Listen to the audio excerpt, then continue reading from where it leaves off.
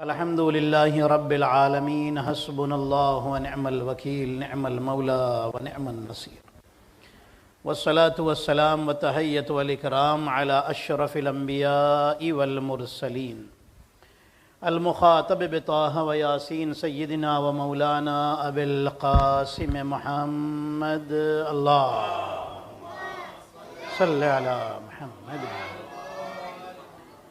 والصلاة والسلام وتحیۃ والاکرام علی اہل بیتہ الطیبین الطاہرین المعصومین المظلومین الغر المیامین سیما بقیت اللہ فی الارضین روحی وارواح العالمین لتراب مقدمہ الفدا اللہم عجل لولیک الفرج اللہم صلی علی محمد ولعنۃ اللہ علی اعدائہم اجمعین اما بعد فقد قال اللہ الحکیم بسم اللہ الرحمن الرحیم وما خلقت الجن والانس الا لیعبدون صلوات پڑھے محمد اور آل محمد پر صلی اللہ علیہ وسلم۔ ہمارے ایک برادر عزیز بھائی نے مجھے حکم دیا ہے معرفت خداوندی کے بارے میں اور عرفان الہی کے بارے میں تھوڑی سی بات کر لیں۔ اللہم صلی اللہ علیہ وسلم۔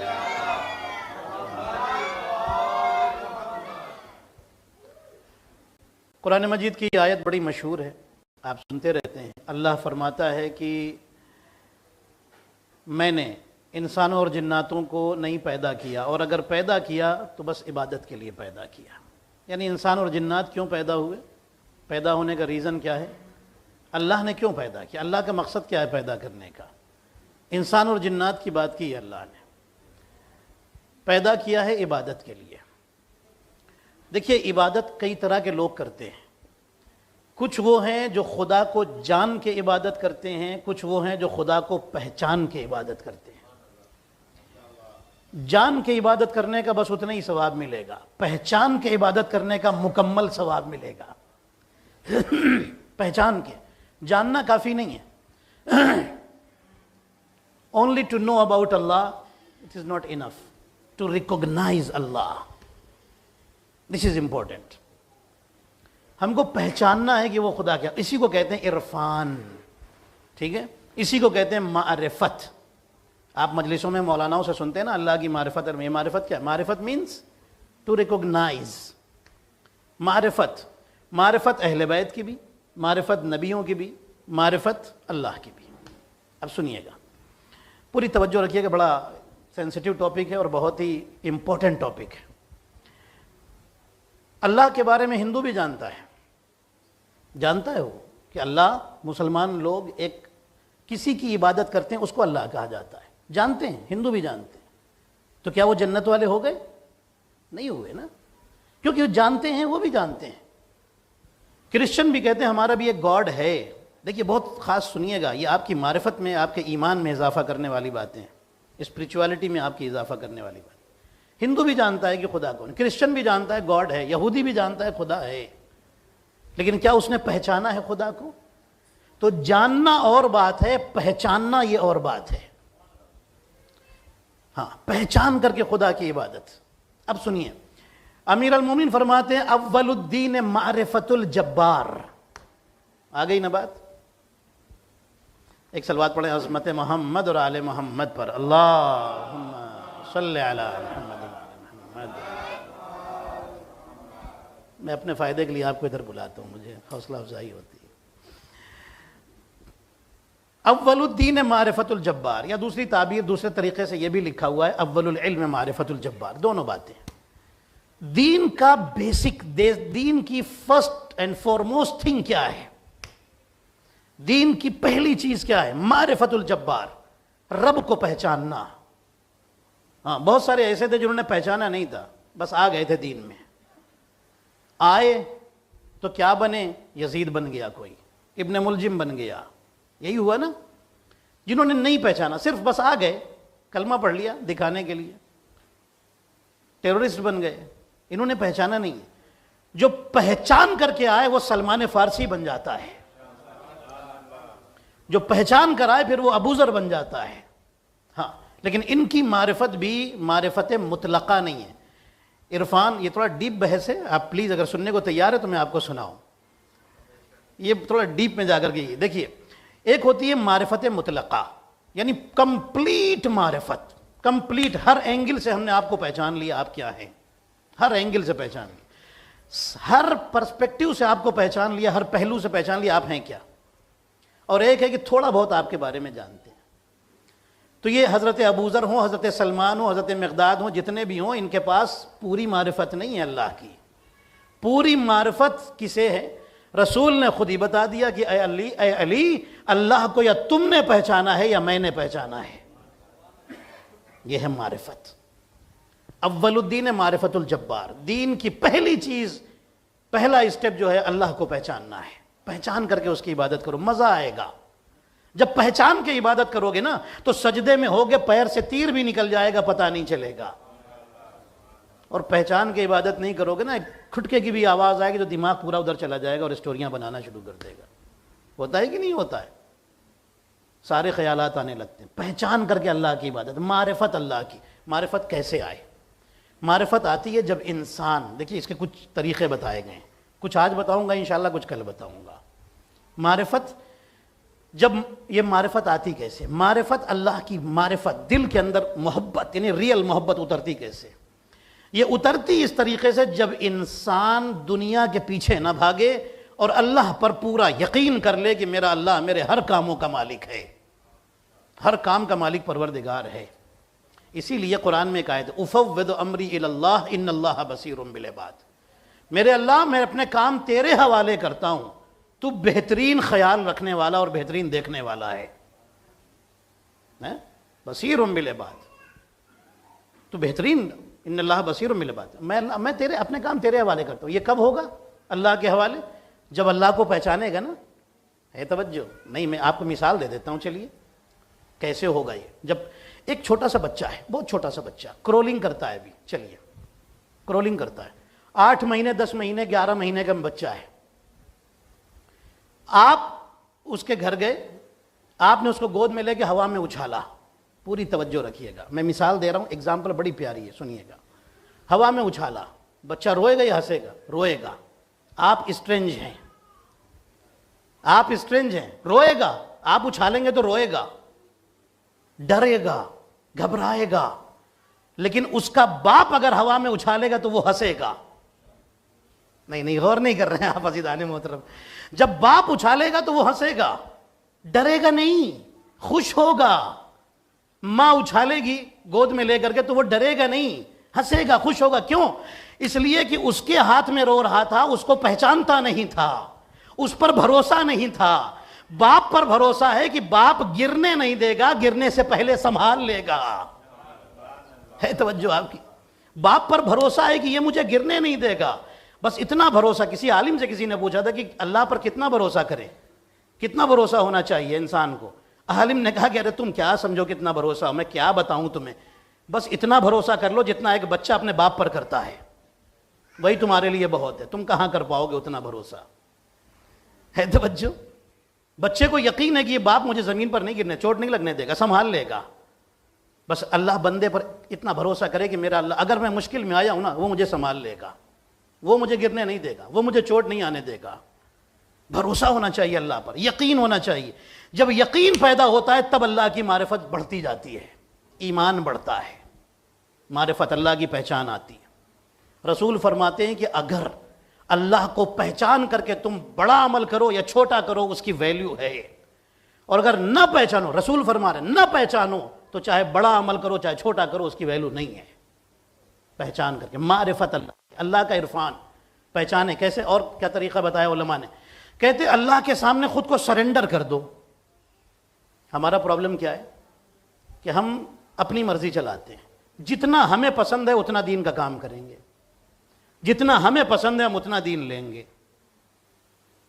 سلمان فارسی ایک دن رسول کے پاس آئے, کہنے لگے یا رسول اللہ میں نے ایک عجیب سا سپنا دیکھا ہے. رسول فرماتے ہیں کیا دیکھا؟ کہنے لگے میں نے دیکھا ہے آسمان سے زمین تک ایک کپڑا لٹکا ہوا ہے, سفید کپڑا آسمان سے لٹکا ہے, وہ زمین پہ آگے ٹچ ہو رہا ہے. رسول فرماتے ہیں پھر کیا دیکھا؟ کہنے لگے یا رسول اللہ میں نے دیکھا کہ لوگ آتے ہیں تھوڑا تھوڑا کپڑا پھاڑتے ہیں اور بھاگ جاتے ہیں، اور ایک آواز آ رہی ہے کہ جو چاہے پورا کپڑا لے لے، کوئی آئے جو پورا کپڑا لے تو آسمان سے کپڑا چھوڑ دیا جائے گا۔ یا رسول اللہ سمجھ میں نہیں آیا۔ رسول فرماتے ہیں کہ یہ مسلمانوں کی حالت ایسی ہی ہوگی، اللہ پورا دین دینا چاہے گا لیکن بندہ اس میں سے تھوڑا تھوڑا اپنی مرضی کا لے لے کر کے چلا جائے گا، کوئی پورا دین لینے کو تیار نہیں ہوگا۔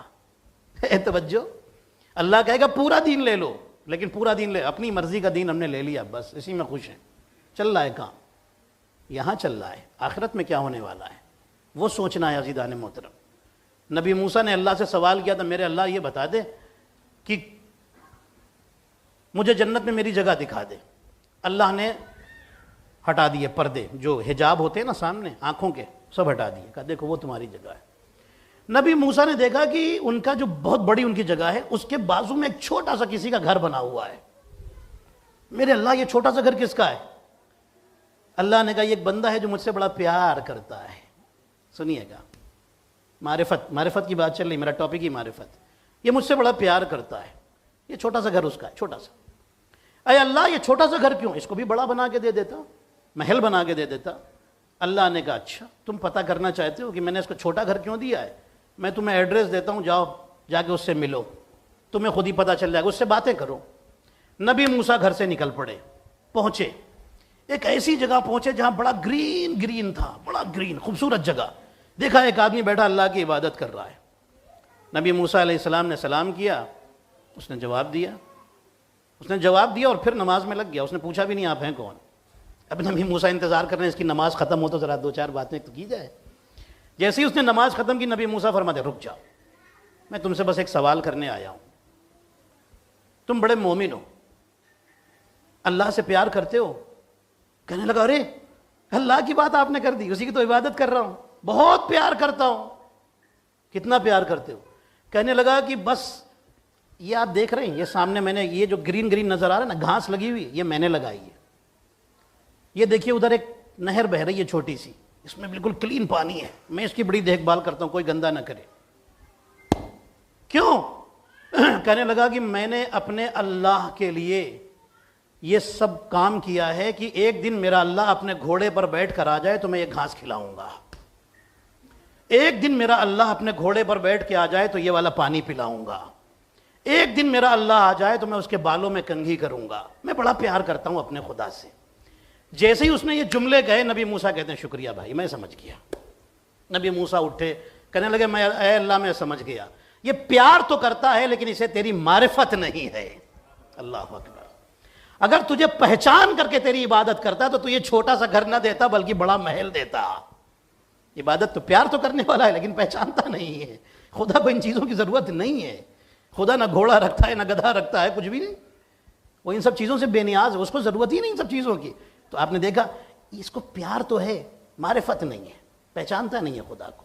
اس لیے میں کہا کرتا ہوں ضروری ہے کبھی کبھی قرآن کا ٹرانسلیشن پڑھیے، کبھی کبھی معصومین کی حدیثیں پڑھیے، آپ کی معرفت خود بخود بڑھتی چلی جائے گی، انکریز ہوتی چلی جائے گی۔ اور جب انسان اللہ سے محبت کر لیتا ہے تو یاد رکھیے، جب انسان کو اللہ کی معرفت ہو جاتی ہے تو پھر اسے دنیا کی پرواہ نہیں ہوتی، دنیا کیا کہے گی، کسی کی پرواہ نہیں کرتا کہ دنیا کیا کہے گی۔ اب یہ سن لیجئے، یہ آخری بات اور میں تقریر کو ختم کیے دیتا ہوں، پھر مجلس غم کے تھوڑے جملے ہوں گے اور مجلس ختم جائے گی کہ ایصال ثواب کی مجلس۔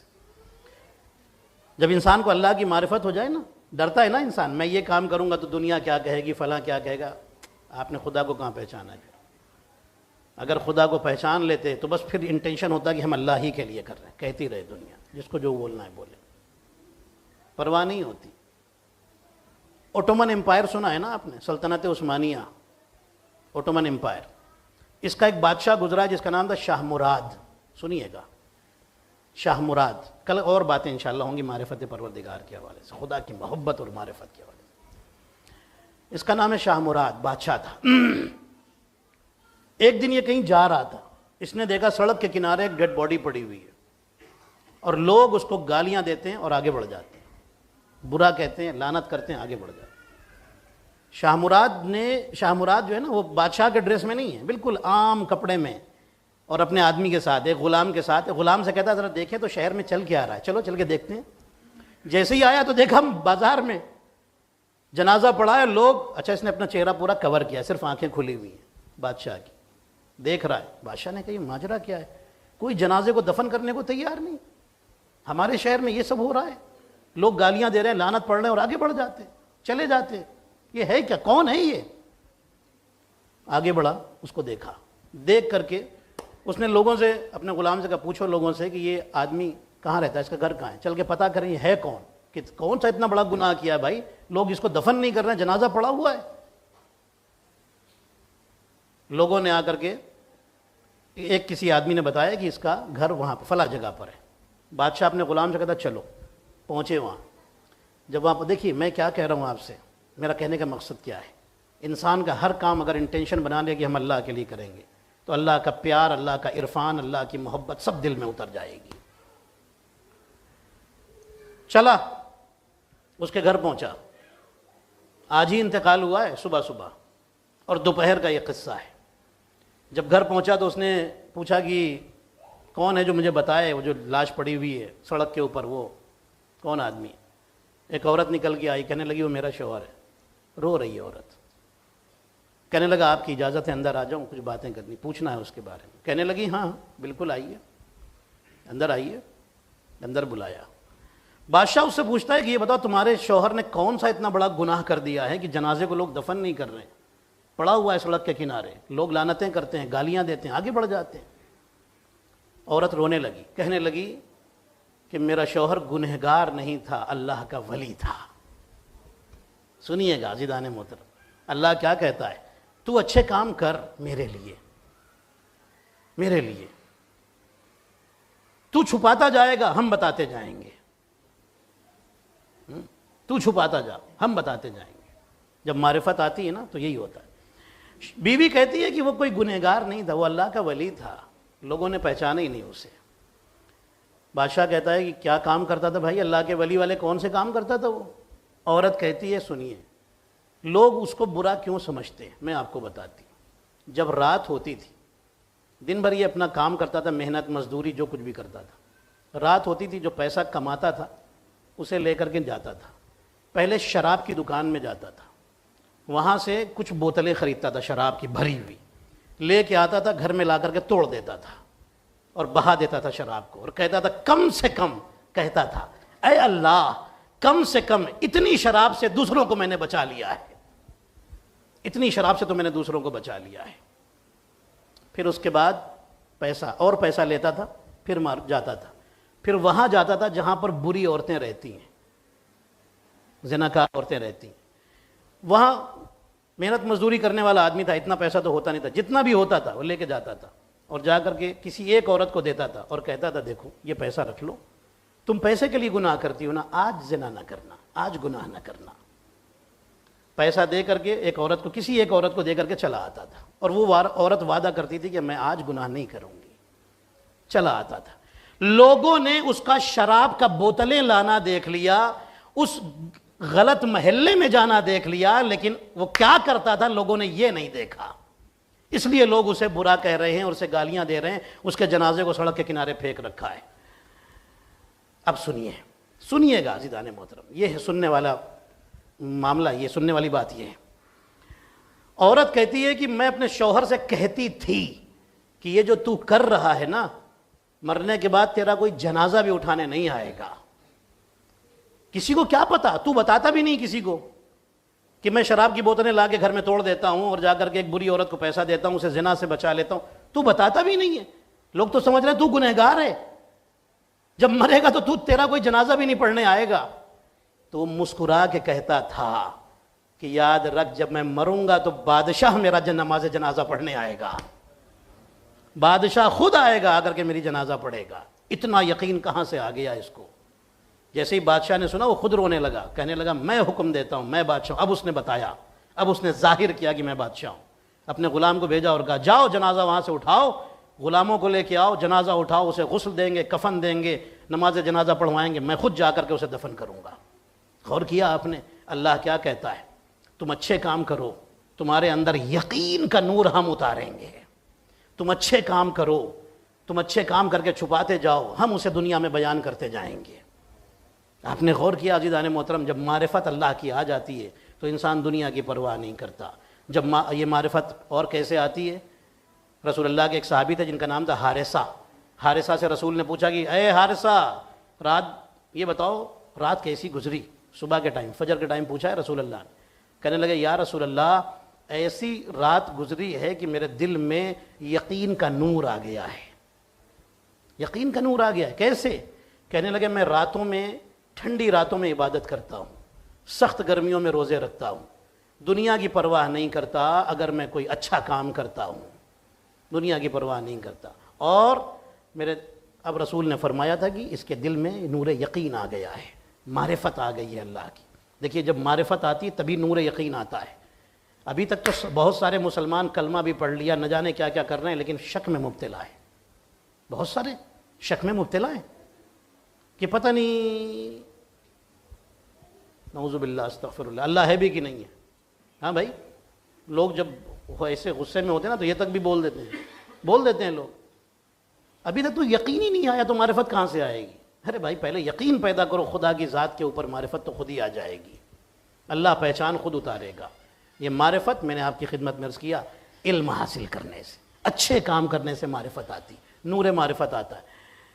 کتابوں میں لکھا ہوا ہے کہ تم اہل بیت کو پہچانو۔ اللہ نے اپنی معرفت کے لیے اہل بیت کو اتارا ہے، نبیوں کو اتارا ہے، محمد اور آل محمد علیہ السلام کو اتارا ہے کہ ان کے کام دیکھتے جاؤ، ان کو ریئلائز کرو، ان کے بارے میں پڑھو، ان کے بارے میں اچھے سے سنو، ان کے بارے میں نالج حاصل کرو، تمہاری معرفت خود ہی بڑھ جائے گی، خود ہی بڑھ جائے گی۔ عزیزان محترم، کسی نے مولا علی کی ایک کنیز سے پوچھا تھا یہ بتاؤ کہ علی کے لیے سب سے زیادہ عبادت کا مہینہ کون سا تھا؟ کنیز کہتی ہے کہ یہ بتاؤ کہ کون سا مہینہ تھا جو علی کے لیے عبادت کے لیے نہیں تھا؟ علی کے لیے ہر مہینہ ہی عبادت کا مہینہ تھا۔ یہ سوال کب ہوا تھا پتہ ہے آپ کو؟ رمضان کے مہینے میں کنیز سے سوال کیا گیا تھا کہ شاید کنیز یہی کہے گی رمضان کے مہینے میں بڑی عبادت کرتے تھے۔ اس نے پلٹ کے بتا دیا، کہا کہ کون سا مہینہ تھا جس میں علی عبادت نہیں کرتے؟ بہت عبادت کرتے تھے، ہر مہینے میں بہت عبادت کرتے تھے۔ یہ عبادت اللہ کی، گناہوں سے دور بچنا، بھاگنا، اللہ کا ڈر انسان میں معرفت اور عرفان اور پیار پیدا کرتا ہے اللہ کا۔ یہ اہل بیت، اور یہ معرفت کا ایک نور ملا تھا امام حسین کے صحابیوں کو کربلا میں۔ صحابیوں کو، میں بنی ہاشم کی باتیں نہیں کر رہا ہوں، صحابیوں کی۔ یہ کہاں سے ملا تھا؟ اس لیے کہ نور یقین کے سائے میں آ گئے تھے۔ حسین جیسے یقین اور معرفت الہی رکھنے والے امام کے سائے میں آ گئے تھے، اللہ نے انہیں نور عطا کر دیا۔ اور جانتے ہیں کیسے صحابی تھے؟ ایک مرحوم کے ایصال ثواب کی مجلس ہے، اللہ ان کے درجات کو بلند فرمائے، اللہ انہیں معصومین کے پہلو میں اور جوار میں جگہ عطا فرمائے۔ ایک مرد مومن تھے، ایک عزادار حسین تھے، ایک نمازی اور عبادت گزار شخصیت تھے، قرآن کی قرأت کرنے والے تھے۔ عزیزان محترم، کیسا نور یقین تھا جانتے ہیں؟ امام حسین کے صحابی ہیں، جب زخمی ہو کر زمین پر گرے، حسین نے سر گود میں رکھا، امام حسین نے فرمایا کوئی وصیت ہے؟ کہنے لگے ہے، آپ سے نہیں۔ پھر کس سے؟ کہنے لگے جو آپ کے بازو میں میرا ایک دوست کھڑا ہے، آپ کا صحابی جو ابھی قربان ہو جائے گا، اس سے وصیت کرنی، اس کو آگے بھیجیے۔ تڑپ رہے ہیں، زخم پورے بدن میں لگے ہوئے ہیں، جانے والے ہیں، امام حسین کی گود میں سر ہے۔ امام نے فرمایا کہ آگے بڑھو، تم سے کچھ کہنا چاہتا ہے۔ جیسے ہی وہ آگے بڑھے نا، اس دنیا سے جانے والے صحابی نے کہا کہ اوسی کا بحاظل غریب، میں تجھ سے وصیت کرتا ہوں اس غریب الوطن حسین کا خیال رکھنا، جب تک زندہ رہنا اس پر ایک تیر بھی لگنے نہ پائے، ورنہ رسول کو کیا منہ دکھاؤ گے کہ تم زندہ رہے اور رسول کے نواسے کو تیر لگ گیا، رسول کے نواسے کے بدن سے خون بہہ گیا، کیا منہ دکھاؤ گے؟ اوسی کا بحاظل غریب، اس غریب الوطن کی وصیت کرتا ہوں۔ عزیزان محترم، یہ تھے معرفت والے، ان کے پاس عرفان تھا اللہ کا۔ مولا امام حسین فرماتے ہیں جنت میں اپنا مقام دیکھنا چاہتے ہو؟ کہنے لگے کہ مولا جنت کے لیے آپ پر کب جان دی ہے؟ مولا فرماتے ہیں لیکن میں تمہیں جنت کا مقام تمہارے مرنے سے پہلے دکھا دوں گا۔ حسین نے چہرے پر ہاتھ رکھ کر کے ایک مرتبہ ہٹایا، کہا کچھ دیکھ رہے ہو؟ اب جو آنکھ کھولی تو دیکھا آسمان کے پردے ہٹ گئے، جنت سامنے نظر آ رہی ہے۔ کہتے ہیں مولا جنت میں جنت دیکھ رہا ہوں، امام فرماتے ہیں کہ تم روح نکلے گی وہاں جاؤ گے، جنت میں تمہارا مقام ہے، جنت میں تمہارا یہ مقام ہے، یہاں رہو گے۔ آپ غور کر رہے ہیں عزیزان محترم، یہ حسین کے چاہنے والے تھے، یہ حسین کا عشق رکھنے والے لوگ تھے۔ ہاں، جب حسین کی معرفت ہو گئی تو اللہ کی معرفت تو خود ہی آ جائے گی، اللہ کی معرفت تو خود ہی آ جائے گی۔ جب حسین کی علی کی معرفت، حسین کی معرفت، حسن کی معرفت، سیدہ کی معرفت، رسول خدا کی معرفت، امام زمانہ کی معرفت، یہی تو معرفت عرفان لے کے آتی ہے دل میں، اور کہاں سے عرفان آئے گا؟ عزیزان محترم، روایتیں بتاتی ہیں امام حسین تنہا ہے، کربلا کا میدان ہے۔ امام زمانہ علیہ السلام نے ایک زیارت کا ایک جملہ زیارت ناحیہ کا، السلام علیک یا من السہام نعشہ، میرا سلام ہو کربلا کے اس حسین پر جس کا جنازہ تیروں پر رکھا ہوا تھا۔ اتنے تیر حسین کے بدن پر چلائے گئے تھے کہ ایک روایت میں پڑھ رہا تھا کہ جب حسین کروٹ لینا چاہتے تھے نا تو ادھر کے تیر ادھر نکلنے لگتے تھے، ادھر کروٹ لیتے تھے تو ادھر کے تیر ادھر نکلنے لگتے تھے، اتنے بدن میں تیر لگے ہوئے تھے۔ روایتیں بتاتی ہیں جب شمر آیا ہے اور حسین کے سینے پر سوار ہوا ہے تو تیروں کو ہٹایا ہے، تیر نکالے ہیں اور سینے پر بیٹھا ہے اور حسین کے سر کو قطع کیا ہے۔ ہاں عزیزان محترم، روایتیں بتاتی ہیں کہ جب حسین کا سر جدا کرنے لگا، آپ روئیں گے، بس اس جملے پر روئیں گے اور گریہ کر لیں گے، جب حسین کا سر تن سے جدا کرنے لگا، فرشتے زمین پر آ گئے تھے، سارے نبی زمین پر اترے ہوئے تھے، زمین پر آ گئے تھے، جنات زمین پر آ گئے تھے، مرسلین زمین پر آ گئے تھے، رسول خدا کربلا کے میدان میں سامنے موجود تھے، علی مرتضیٰ سامنے موجود تھے، سیدہ زہرا سامنے موجود تھی، امام حسن سامنے موجود تھے۔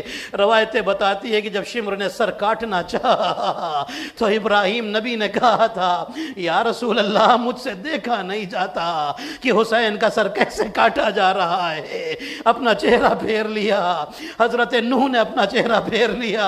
ہاں زدارو روایتیں بتاتی ہے رسول نے ایک مرتبہ علی سے کہا ہے علی مجھ سے دیکھا نہیں جاتا، میرے حسین کا سر کاٹا جا رہا ہے۔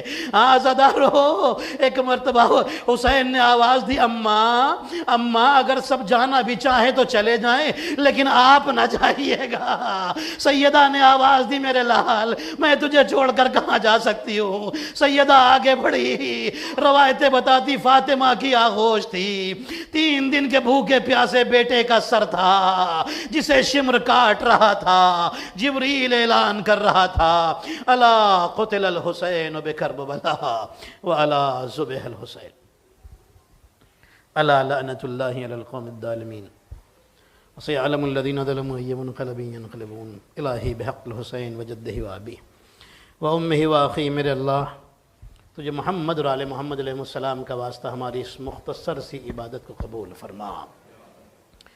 میرے اللہ ہمارے کثیر معاصی کی مغفرت فرما۔ میرے اللہ اس مجلس عزا کا ثواب مرحوم معز بھائی کی روح کو عطا فرما۔ میرے اللہ ان کے درجات کو بلند فرما۔ میرے اللہ ان کے عزیزوں کو، رشتہ داروں کو، ان کے تمام لواحقین کو صبر جمیل عطا فرما۔ میرے اللہ ہم سب کو حج و زیارات سے مشرف فرما۔ امام زمانہ علیہ السلام کے ظہور میں تعجیل فرما۔ ہم سب کو ان کے اصحاب و انصار میں شمار فرما۔ ربنا تقبل